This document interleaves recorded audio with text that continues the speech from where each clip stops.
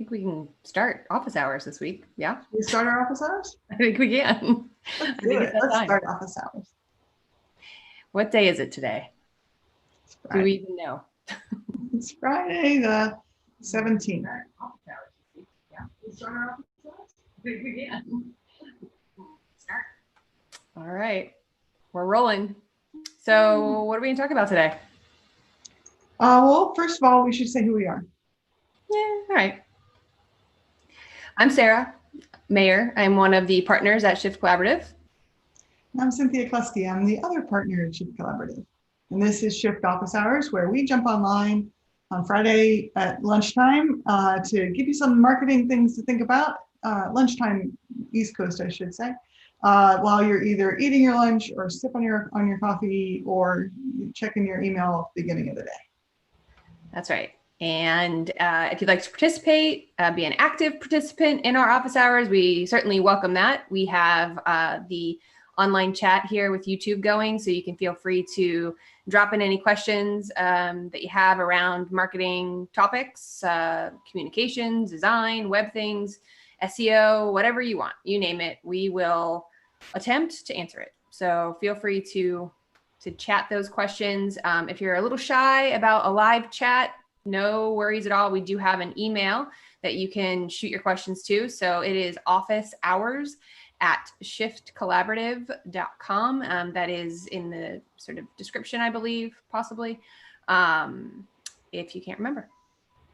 Great. So this week, there were a couple sort of, I think I consider them marketing and communications oriented news things, because they have to do with the social media channels that we spend too much of our lives on, perhaps. One of them was about Twitter. And so I don't know how much you're aware. How much time do you spend on Twitter on your average week, Sarah? What do you think?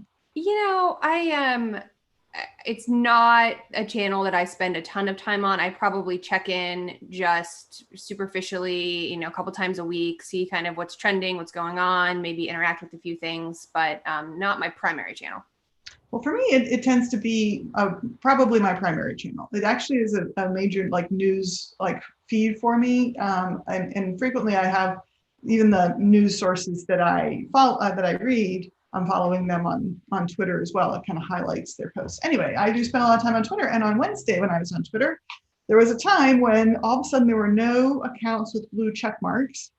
A blue check mark signifies that someone is extremely well known and some sort of either celebrity, political figure, or some sort of other account that has been verified by Twitter. Mm-hmm. Before there were blue check marks, it was sometimes hard to tell if you were reading the real account of, I don't know, Kanye West or something, or some parody account. So blue check marks signify that someone's verified, but all of a sudden there were no blue check marks. And the reason was that there had been a hack on Twitter as a whole, and the hackers were tweeting through blue check mark accounts, and they were tweeting out these scam posts with a link that were trying to tempt people to send Bitcoin to some account. So I can't show you any of those posts because they were all taken down. But they were from people like, say, Bill Gates was one of the accounts that was hacked. And it was saying, people are saying I should give back. So anyone who sends Bitcoin to this account, I will send it back to you with twice as much money. Mm-hmm.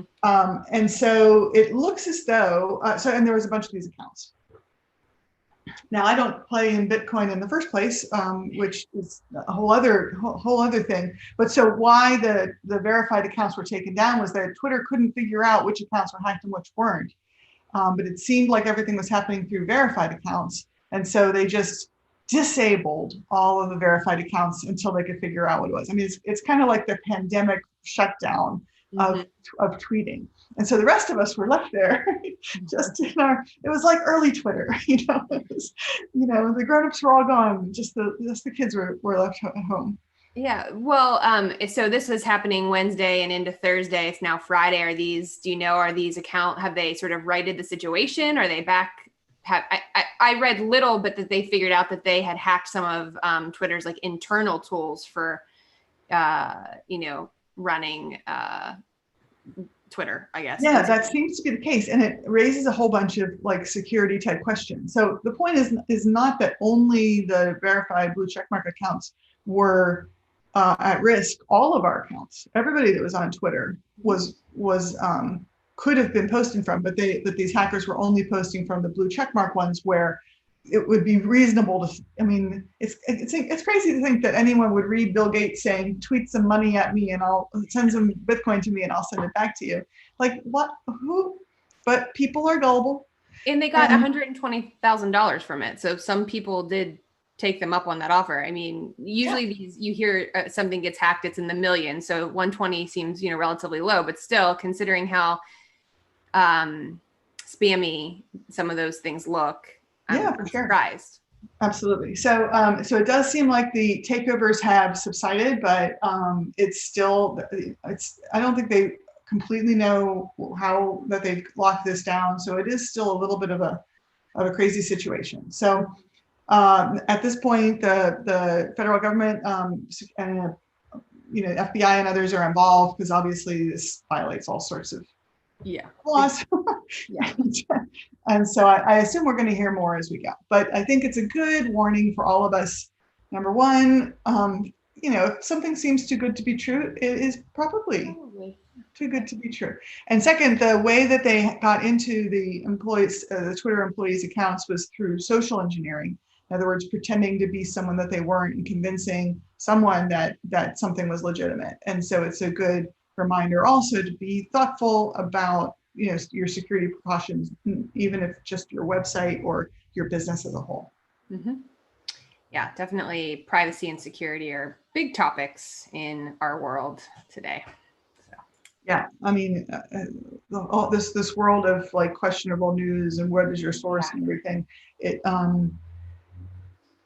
just a reminder to think before you act. Yeah, double check things, triple check things. Absolutely. The other thing, so last week we spent a good portion of time talking about TikTok, and TikTok has been, in the news recently. Some countries are banning it. Companies are sending out memos saying that the employees have to take it off their phone. All sorts of things happened after we talked about TikTok. Or as we were talking about it. I don't think we actually affected the future of TikTok. No. It's just always that as soon as you're talking about something different, new happens that you couldn't have possibly predicted. Yeah. Well, so one of the things is that because,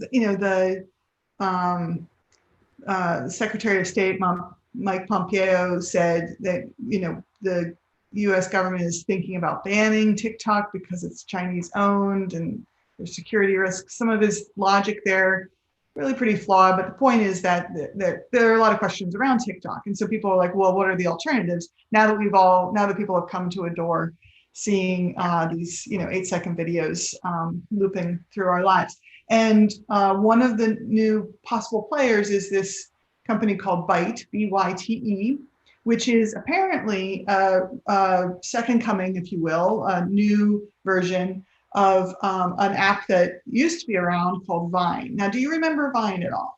I do dearly remember Vine because it started gaining popularity when Shift was first founded.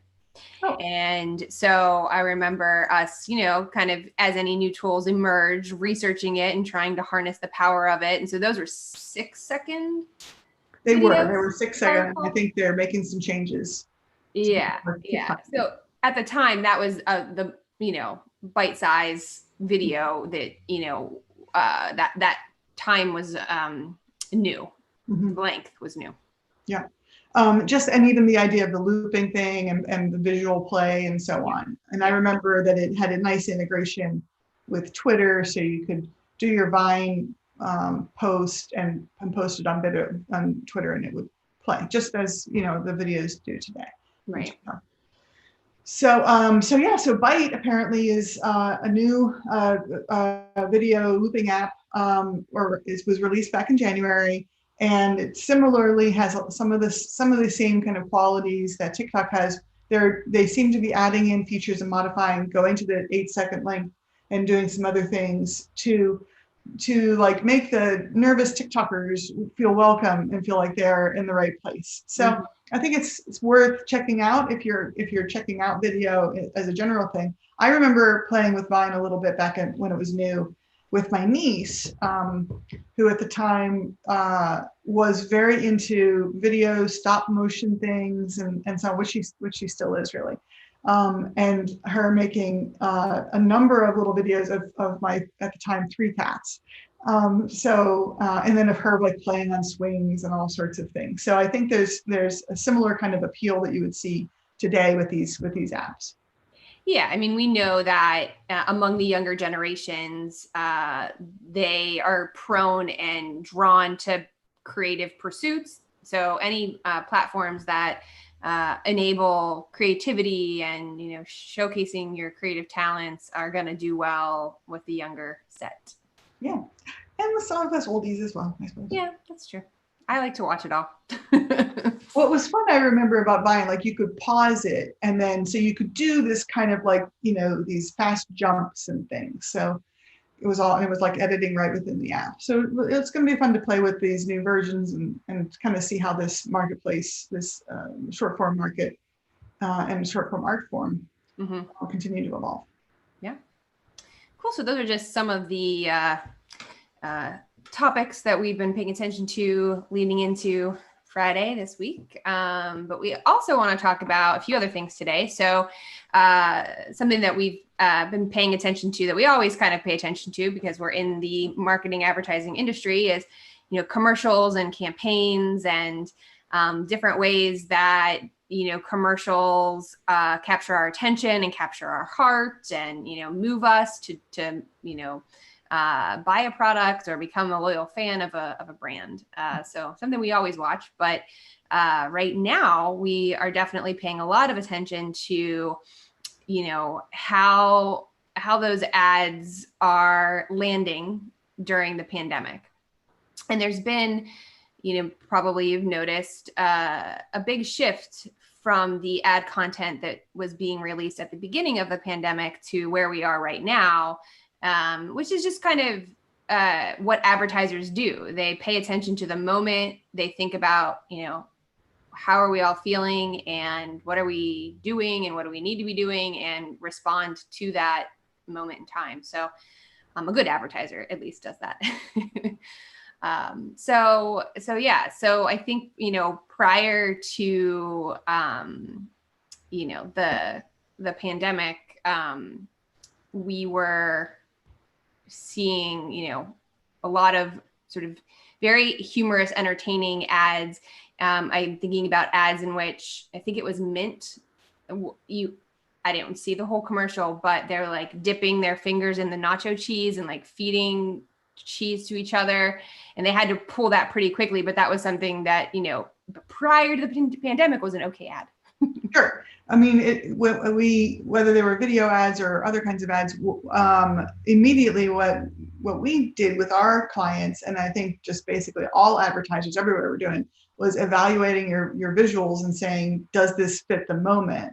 So for example, like you say, like anybody like eating from the same place, or even like people sitting close together, all of the ad visuals that had groups of people immediately off the table. Yeah. So, you know, huge, large advertisers that you have to imagine, you know, really big brands that spend millions on advertising, they're planning those ads a year in advance. You know, those budgets are happening, you know, well in advance. And so, you know, a lot of large advertisers at the beginning of this were going, oh my gosh, here's all of our great advertising plans. And we already sunk all this money into the building of these commercials. And that just kind of got completely trashed, shredded, you know, those plans. So, you know, those commercials are, you know, are not going to work. And some of them slipped through, you know, it was just too late. They had already kind of gone out there, like we're talking about. But it's also that a lot of people made the decision to maybe pause, to not advertise in that moment, and to kind of take a collective moment to figure out, you know, what should they be talking about and, you know, what's going to play right now. Right. I mean, at the end of May, people were still They were kind of thinking about, you remember the whole, as we talked about some weeks back, the flood of messages like in these trying times, in these difficult times, we want you to know that we're here for you. And so there were a lot of quickly thrown together ads that were kind of about that, which is not really awesome, but if you've already bought the ad time, you can't get out of it. It's better than showing something that's completely off the mark. So I think that's part of what was happening. And then we've moved from the coronavirus, and then that's been ongoing. But then as the Black Lives Matter issues came up, and advertisers are trying to adapt to that as well. Right. I don't know what the next thing is going to be that we're going to all have to adapt to, but you can see this. We're having to have these much shorter cycles on campaign development, on messaging development. Yeah, it's definitely changed the production effort, right? It's, it's not huge sets and hiring in a bunch of actors necessarily. It's, recording a Zoom commercial or recording over Zoom.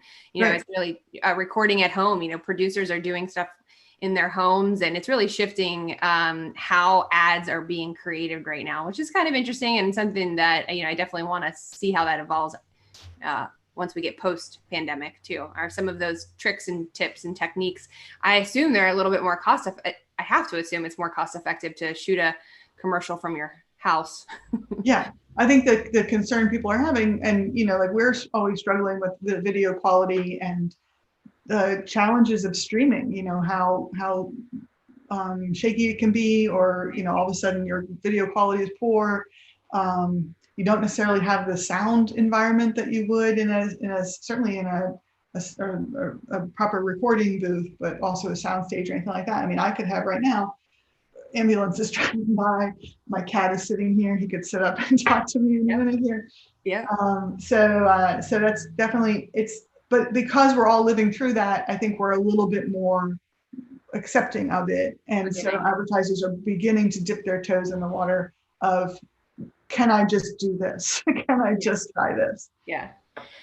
So we thought we could kind of look at a few different types of ads that the arc of advertising over the last 3 months. So when we first started, think about March and April, marketers always wanting to stay relevant or really, trying to figure out what was going to appeal to audiences. So you saw a lot of ads where, people are alone on their couch. Maybe they're interacting with the product on the couch or whatever it might be, or, the empty streets, or dramatic music in this moment, like you were just saying, earlier. But I think that the intention was to create sort of more pull at the heartstrings, heartwarming type ads that didn't even necessarily include the product in it. It was really just about saying,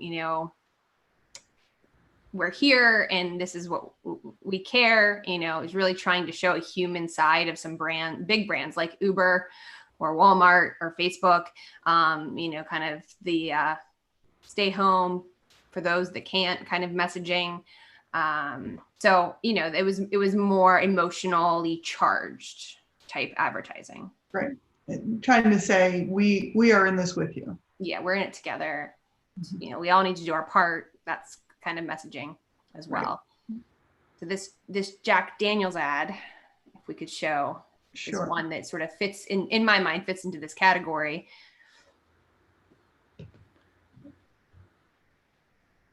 You with the sunrise, don't be discouraged, I'm just going to play a little bit so we don't go and get this video banned for copyright reasons. But we're showing it for editorial reasons, YouTube, just to kind of show an example.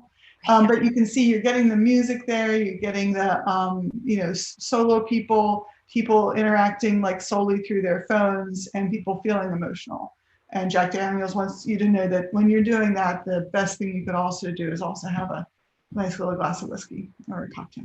Yeah, and in fact, if you watch that full ad, it doesn't, the whiskey comes in at the end. So, I mean, sort of, it makes appearances, but it truly makes more of an appearance towards the end. So they don't sort of flood you with the product at the beginning, which is...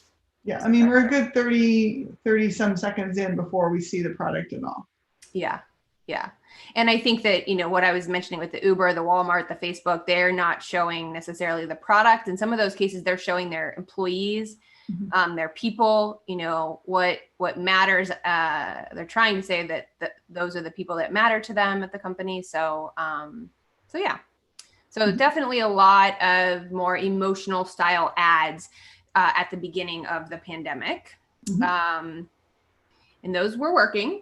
And maybe they are still working and you're still seeing some of that, but we're starting to see that maybe Americans, maybe consumers need a little levity in their life, need a little humor. Perhaps they crave it at this point. So we're seeing a lot of advertisers, trying to key in on some of the more humorous aspects of the stay-at-home life. So this is one from Labatt Blue Light specifically, but for beer.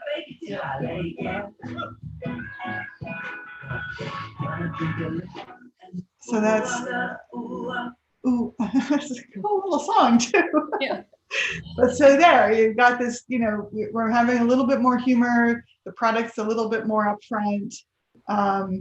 It actually looks kind of fun. I know, it does. I was thinking that myself. I'm like, I don't know. That looks pretty impressive. The screen behind it and everything. And look at all the toilet paper and water that they've stocked up. So they're definitely, it's very of the moment for sure.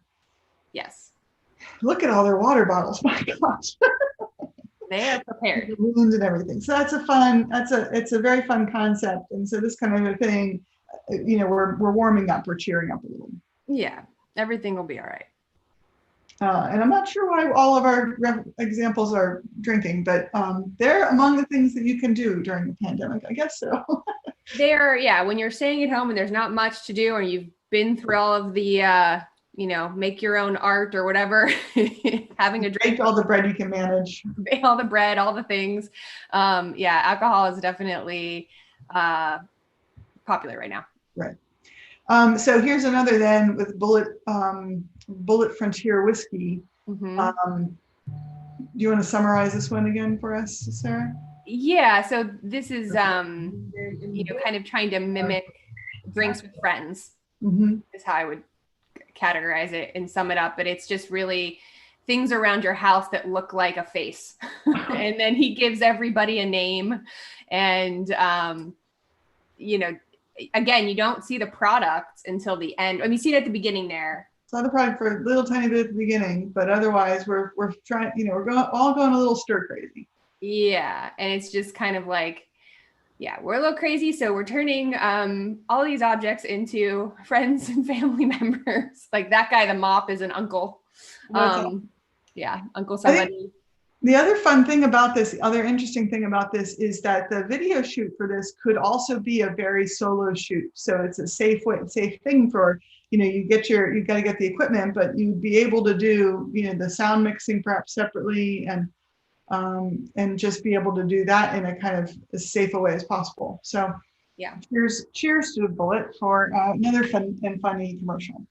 Yeah, it's the great. links to these videos are, I think, in the description or the chat below as well. Yeah. So yeah, and then I mean, of course, I think there have been some more practical type ads that are coming out from brands just to let their consumers know, well, one, that they're still open, that they have options that fit the safety precautions that we should all be taking during the pandemic, like, delivery and contactless delivery and just different things like that, would be important to know before you place a food order, for example. So Domino's has this ad that's kind of funny and delivery experts. So when it comes to carry out, our team members had a few thoughts on how to make it even safer and more convenient. Deliver it. Crispy.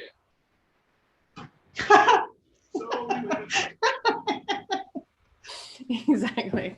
So humorous in that obviously that's an idea from an employee that didn't float.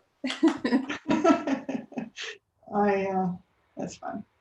They have their well-branded masks in there, and they're kind of it's a reassuring type of informational with a mix of humor in there. And I think that can work for brands like this that do need to have that reassurance for people to buy the product.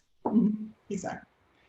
And also makes you hungry. So it does. It is lunchtime, guys. Yeah. The branded masks is an interesting thing too. I imagine a lot of us are getting who have ever bought a promotional product or getting suggestions. Would you like to buy some branded masks? I don't know the quality of these masks, so whether you choose to do that or not, it seems like any mask is better than none. But I don't know if we all want to just go willy-nilly buy logo masks. Did you see, this is I just saw it this morning. There is a hard seltzer called Crooks and Marker, I think. I hope I didn't butcher that, but it's one of these hard seltzers, 0 calorie type brands, little cans, skinny cans, all sorts of fun flavors. And they just, as like a promo, didn't really, it was just an ad. They created a mask that had like a straw vent valve, and their fans thought it was for real and started saying, where can we buy those? And we must get one. And it turned into this thing where they ended up producing them, in-house and using their own in-house production. And they sold out, I guess, pretty fast. And I just kind of saw the headline-ish in meta description. So I don't know if you can buy them, but there's this little flap and it shows a, lovely woman drinking through the straw. And I thought, oh, that's funny. Yeah, I defer to the experts on the safety of that particular device. It seems like it's got to be at least a tiny bit more protection than not wearing a mask at all or taking your mask off. But well, it had a snap. So when you don't have that valve open, nothing's going to get through. It snaps down. Okay. All right. Well, I don't know. I'm interested. Yeah. I drink the hard seltzer sometimes and at home. So, but still. Okay. Yeah. You never know when you might want to have one of those in the car just in case you need a quick beverage somewhere. Yeah. Yeah. Stop by a Starbucks.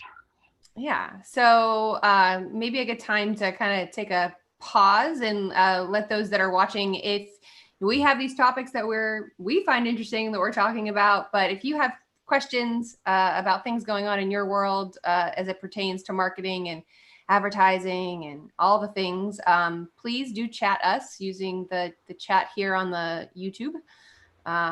Let us know what questions you have. We're happy to attempt an answer.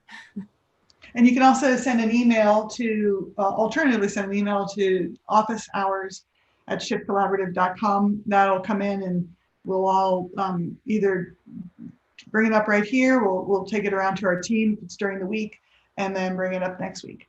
Yeah. So then, other things that we wanted to talk about today, as we've been putting together ad strategies for our clients, and as we're thinking about what kind of things work right now in the pandemic, one tactic that we've looked into and been using a little bit has been advertising on streaming, right? Yeah, that's right. Or what the industry calls OTT, or over the top advertising, which is people are viewing internet-based TV on their smart TVs. So that's what we're talking about. Netflix and Hulu and, any of the streaming, Amazon, the list, kind of everybody has streaming at this point. So, prior to the pandemic, what we were seeing were consumers paying or shelling out the extra couple of dollars per month to rid themselves of the ads. So maybe it's $5 extra a month on your subscription to get rid of the ads. And if you have particular shows that you like and you don't want to be interrupted, and you just, when you're watching TV, that was definitely a thing that people were willing to pay prior to this pandemic. But now, people are looking at where can they cut sort of frivolous expenses. And we're seeing people ditch that extra, whatever, $5 and be willing to watch the ads. So right now we're finding, and while we're including it in our strategies for clients, is that it's a good time to be on streaming. Right. And I think some of it too is that there are so many streaming services now that have original content that people are having to have more than one streaming service. Like for many people, it's no longer enough to just have Netflix, Right. Which, by the way, has no free version, but does have like, sort of reduced versions and so on. But if you're having to have your Netflix for, I don't know, Queer Eye, and you need to have Hulu for whatever you're having Hulu for, and so on. You've got however many services, it starts to add up. Right. And so being able to have at least one or two of those be free means that you're going to be willing to sit through a couple of ads, like we did in olden days, where we didn't have the ability back. Let me tell you, children, back when before there was HBO. And cable, and even when there was cable, but there was no long form premiere channels. We would have ads, and you would wait for the ad and use that moment to either watch the ad because it was good and it kept you in your seat, or you'd run and get yourself a fresh hard seltzer or whatever. We didn't have those then. We didn't have those then for sure. Well, you could have made them maybe. I don't know. Yeah. Get yourself a new beverage, use the bathroom, take a minute to go talk to somebody, get yourself a sandwich. So ads were part of life back in the day. Right. There was no pausing. They're coming back in. TV. Right. Yeah. Well, I think the other sort of advantage of streaming, it's kind of, in that digital realm, and with digital advertising, we get a wealth of data at our fingertips to make sort of, hopefully advertisers are making good decisions about the, about the types of content that they're putting in ads so that it's really relevant to the people that they're, targeting with a streaming, or if it's, a display ad or an email ad or whatever it might be, it's pretty targeted. And you can even think about, time of day and what people are doing in time of day. I mean, there's just so much data that you can use to inform your strategy. And I think that that's another, and that's not, necessarily a pandemic thing. It's more, it's good to have that data if you, use it wisely. So. Can you also then target who it's going to, which again is a huge difference. It would be a huge difference from old school television. Yeah, you can target, geographically, all the normal sort of demographics you can target by. So, age, gender, geography, but you can also base it on different, if it's Spotify, listening behaviors, type of music, type of podcasts, the mood someone is in, because they have on Spotify different moods. I'm in a chill mood, I'm in a work mood, I'm in a whatever mood. And, depending on your product, that might be a really good time to break in and interrupt. So yeah, it's really cool. All the stuff that you can kind of look at. And then how does it compare cost-wise? I mean, television advertising, it always seems like the most expensive thing you can do. But is streaming different from that?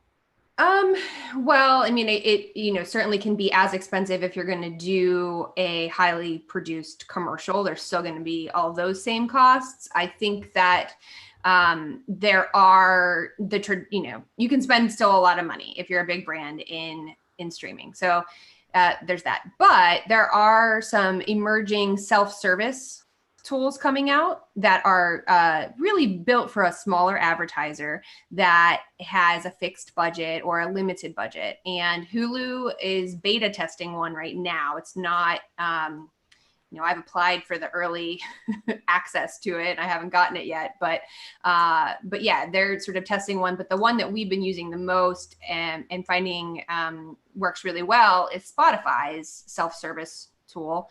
It's really, it makes my 12-year-old could throw up an ad tomorrow. It's very easy. Smart boy, though. He is. Okay, so if I had a 6-year-old, it's really intuitive. It's step by step. They'll record. You put your script in there. You can pick music from their library that goes behind the script and the voiceover. You can choose different voice profiles, male, female, certain accents, if you want Australian or whatever. And within 24 hours, they've sent you that recorded spot that then is yours. You can download it. You can use it in other places, which is really great. And the great thing about it is the budget piece. So it really is, not only is this tool really easy to use, but you can say, look, I'm trying to reach people in this zip code, females in this zip code, and I have $300 to spend. Great, no problem. So it's really, I think, delivering a lot of good results from a brand awareness standpoint for the clients that we're working with.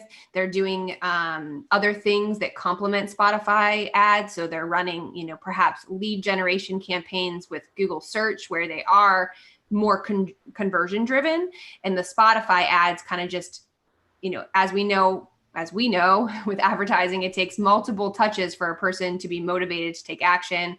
The magic number, who knows if it's changed, is 7.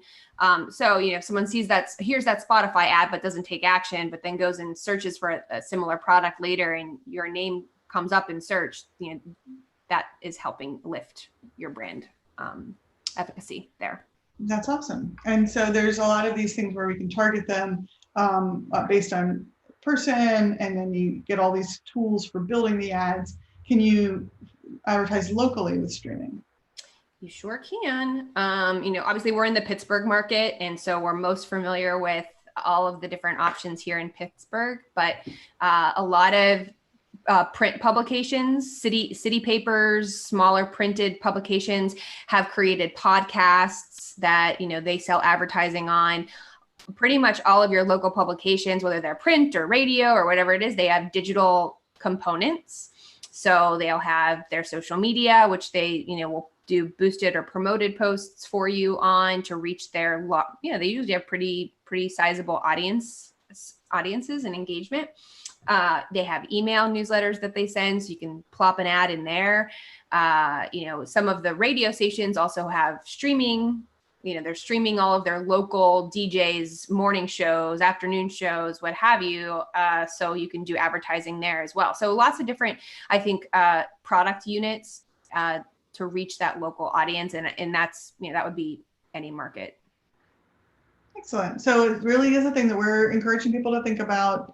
It's constant. This whole world is constantly changing. But I think some of the behaviors people are acquiring now, we can count on some of them continuing, past whatever this future world is that we're going to be in someday, where people are getting used to receiving their content in different streaming-based ways. So getting involved in this now while all of these things are evolving is probably a smart move. Yeah, I mean, it's hard to predict, what things are going to look like, but certainly, as you say, the things that we're doing, the innovations that advertisers and marketers are, trying to work through right now are going to have an impact on how things are done in the future, perhaps how advertising dollars get spread around. We could see all sorts of different things happen. And it's just, and even as we were talking about earlier with the production quality or production, level is changing, maybe there'll be some of those changes that stick around too, who knows, but or just makes it a little bit more like the barrier to entry for smaller advertisers has been decreased. And so, with all of these different platforms that don't require high production and high budgets. Right, exactly. Which is great, because those are our clients. Very often they are.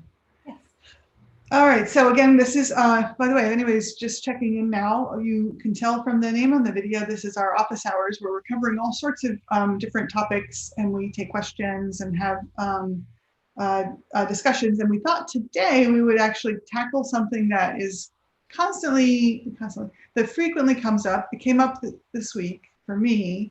I don't know if you've had anyone talk to you lately about this particular thing. Yep, last week. Okay. So it is a recurring topic, and it is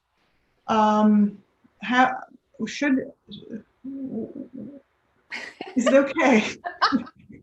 So hard. I'm giving away my I'm wearing my heart on my sleeve a little bit here. Websites. What should you put on the homepage? Should it not be a slideshow of all the things that you do? And so we're gonna have what we thought was we could have a debate about this topic. You know, what are the merits and demerits of slideshows on website homepages? But then we both, you and I, Sarah, have the same feeling about this. Yes, we do. We concur. Which is that no, you should not do that.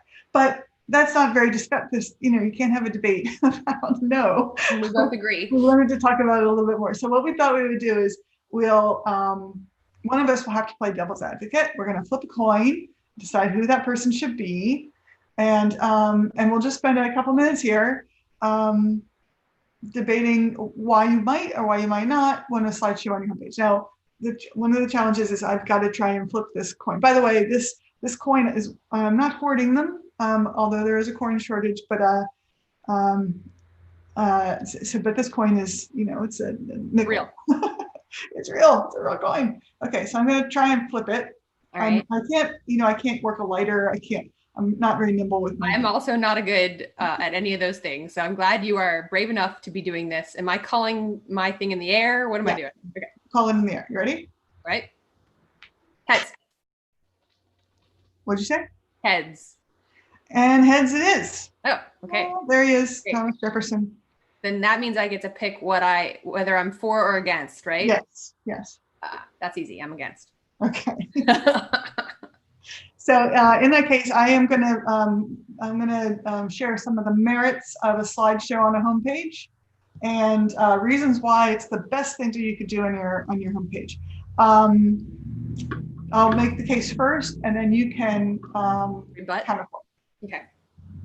So a homepage is often the first page that you come to on a website. Many people come straight there. You can see that in statistics. And being so important and getting so many eyeballs, you know, you want to tell people about the things that you are providing, whether you're providing services or you've got news or whatever it might be. And yet you only had this one little like area above the fold, and is the phrase going back to newspaper times, but above before people have to scroll. How do we cram all the information in there? Well, we can't. So we should just keep it moving around. It's interesting. You can make things fly into them, fly out of them. And then you can put more than one call to action on there so that each of your slides, if you will, your carousel can have a different message, different things. People can get like a little tour maybe of what you provide all in one place without having to lift a finger. What else? They can be pretty. You can fill the whole screen with them, have a big message. Maybe we could stop there. You've made your case.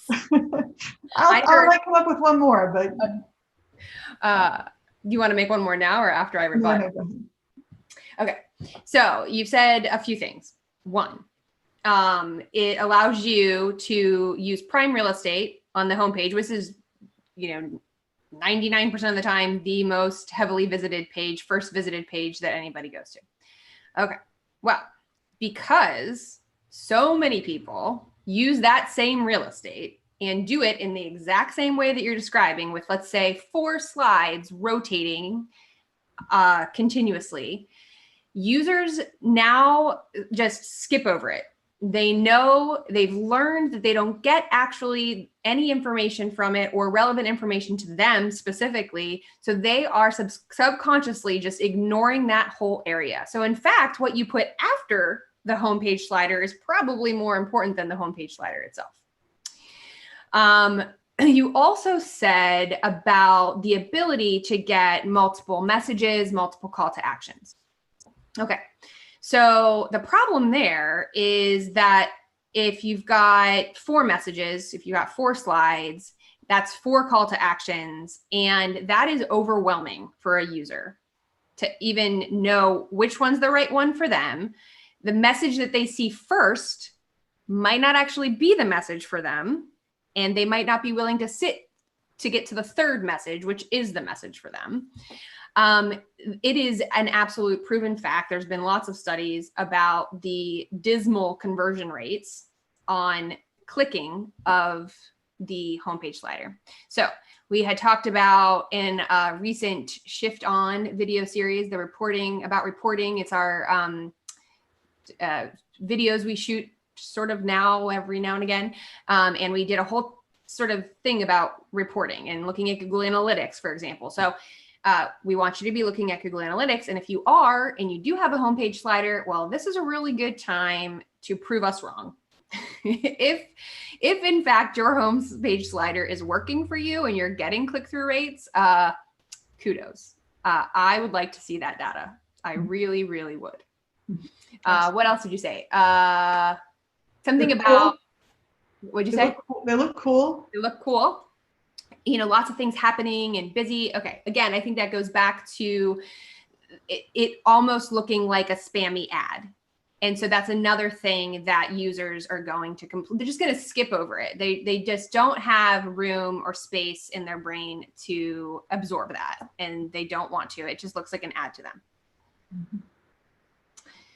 I also said, well, I'm going to argue against me too, that all that coolness comes with a cost, which is the weight, the code weight, if you will, the amount of time it takes to load all the scripts that make your fancy slider fancily. Correct.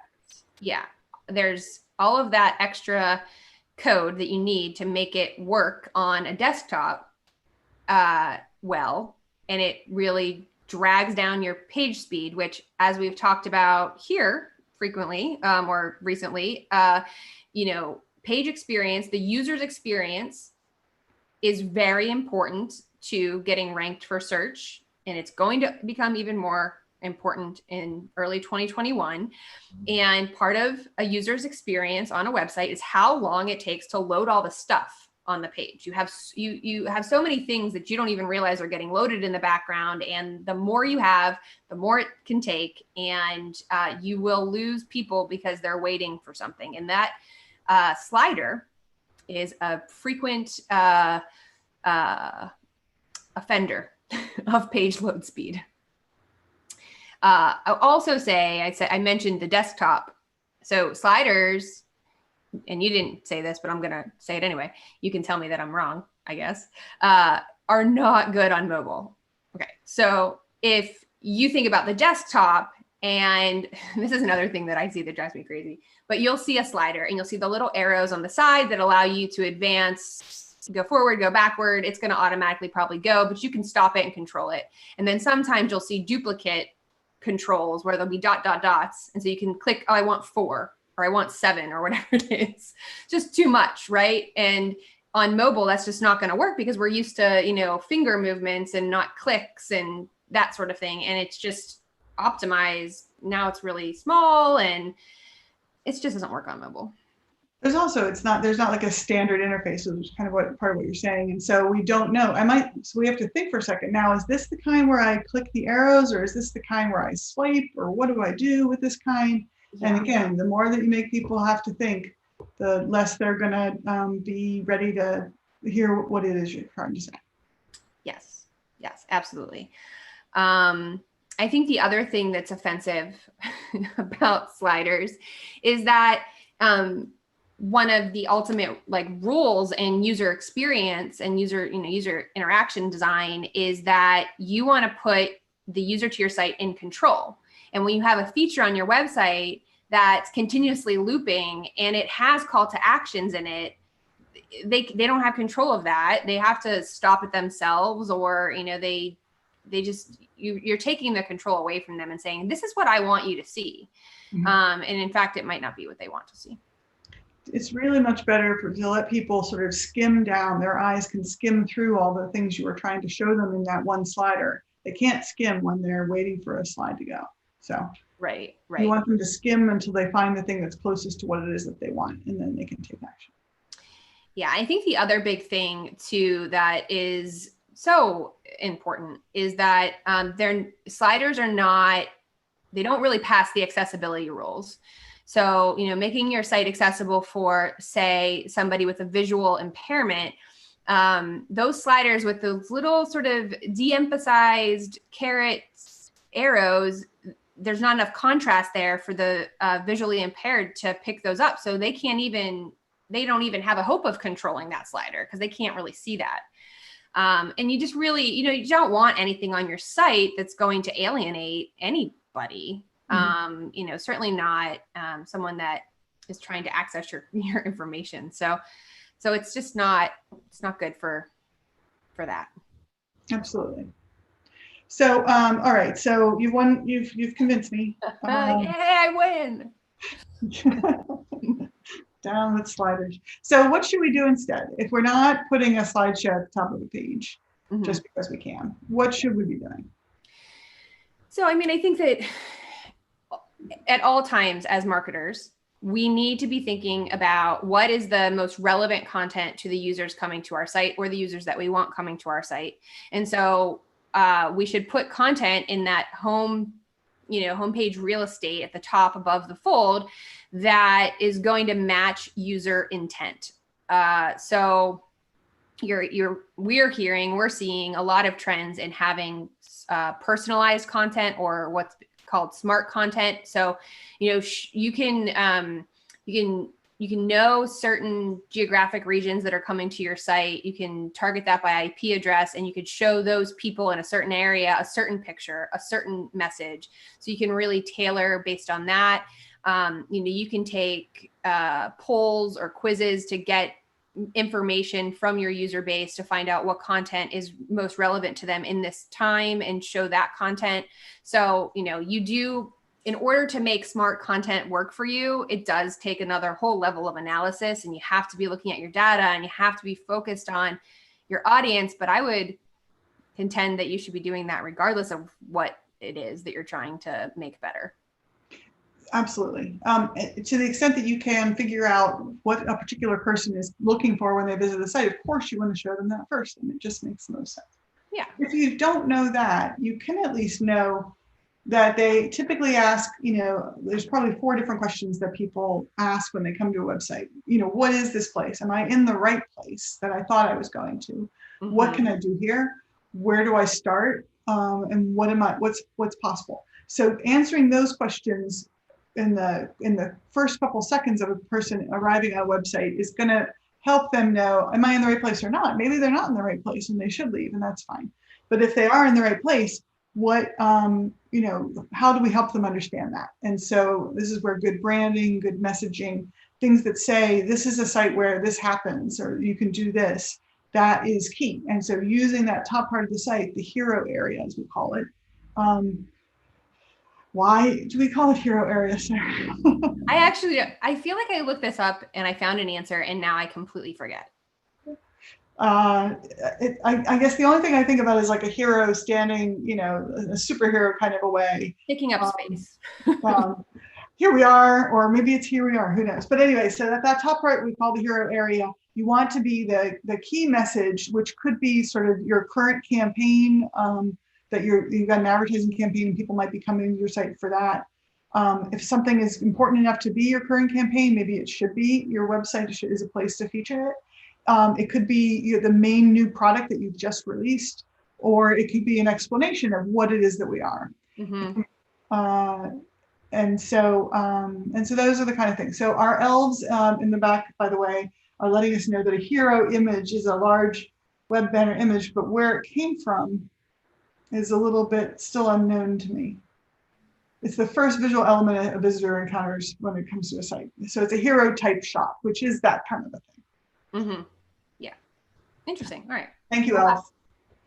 Yes. Thank you, Elf. It would have been good to maybe pull up some good examples of hero images, but I think that, it's hero images are interesting because it's not necessarily just an image. You definitely can, do a layer of copy on top of it. You can do a button, but the point is that you have a singular focus on making sure that you're telling the story to the user that they're in the right place on this site, that this is who you are and the information they're going to find. And so it might be product like you're showing, it might be, a car, it might be whatever it is.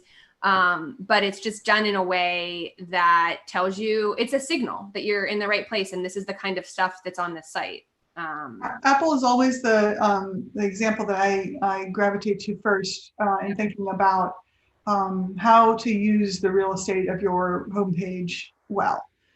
Because the battle that often happens is that all of the different stakeholders within a company or organization will want to be on that homepage, but we can't all be on the homepage. And so we need to agree that we're trying to do something as a business. What are we trying to do right now? In the case of Apple, they are trying to sell iPhones. And so right now, iPhone SE, at least for when I visit the site, is coming up because they have a sense that maybe my phone is old. Yeah. Or this Yeah, is what they're trying to promote right now. Lots to love, less to spend, which is a good message during the current time. Yeah, I was going to say it could be that you're seeing that because of your prior search. This could be an example of two things: smart content, personalized content, and a hero image.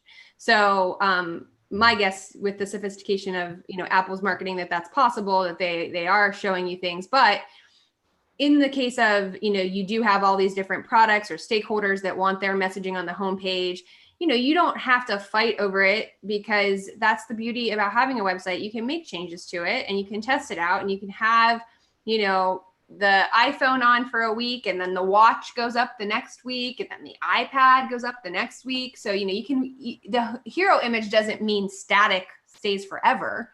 It just means let's not really scare away users, and let's give them the control and show them that we know them. Exactly. So let's give them what we think that they would like to see when they visit us. Yes. Do you think we're passionate about this? I do. I know we are.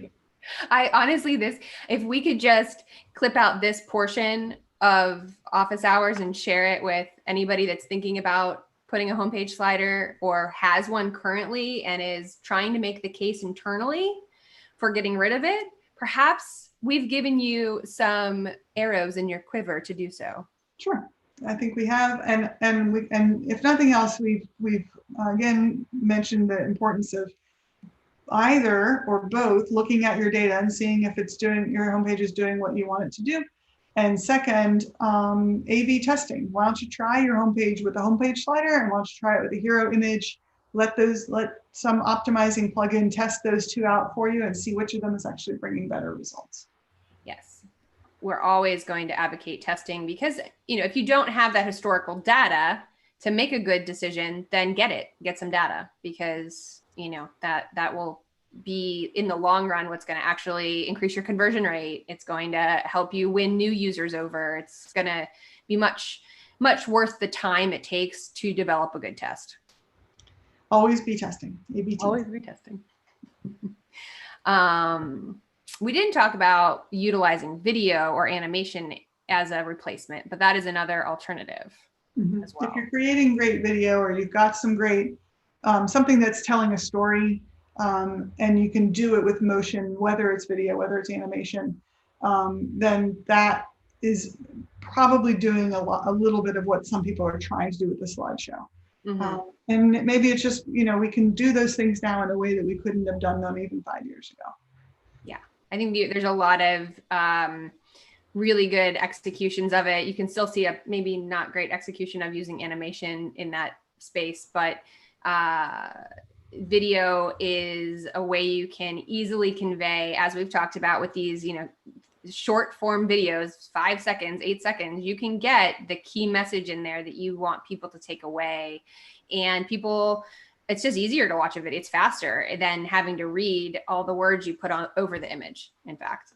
One thing that I would worry about would be if you were trying to do something super short, if it's going to loop, it's going to fall back into some of those same patterns of being skipped over and not having the effect. So if you're going to have it, maybe it does it twice and then it stops, something like that. So some thoughtful controls and some testing on that would be useful.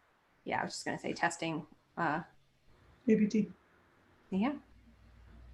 And that, with that, maybe with that, call to action that we're offering, go out, go ye forth and test your site, test your work. Maybe we can wrap up our week this week. Let's wrap up the week. Yeah, absolutely. It's been, feels like a long week. I am anxious for the weekend. I'm getting away for a few days, so heading out of town. So ready to wrap up. Be safe, mask up. And then the same actually to anybody watching. Thanks for watching our Shift Office Hours. We're here on Fridays at noon Eastern, and we would love to hear your questions, get your feedback, get your comments. Tell us anything that we said wrong. We put that in our notes and